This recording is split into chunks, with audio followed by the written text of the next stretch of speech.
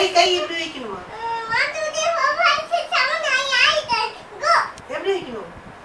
அப்பா தெரியும். 1 2 3 4 5 6 7 8 9 10 இங்க வைங்க. இங்க வைக்கணுமா?